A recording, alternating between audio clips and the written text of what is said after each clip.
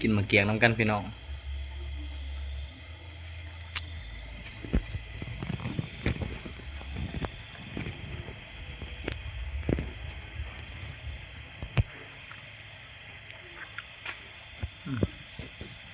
หวานดีเด้อพี่น้องเลย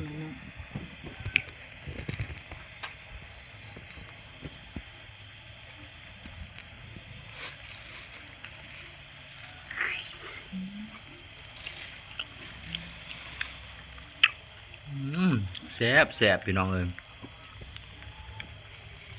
มะเกียงหวานๆ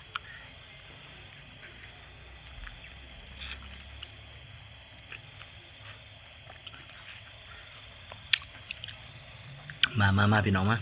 เบิดแล้วได้หน่วยหนึ่งนี่